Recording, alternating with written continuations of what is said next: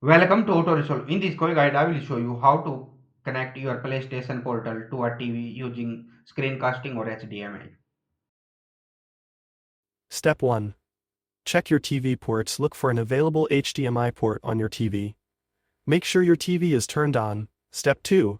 Get the right cable. Use a USB-C to HDMI adapter or HDMI cable compatible with your PlayStation portal.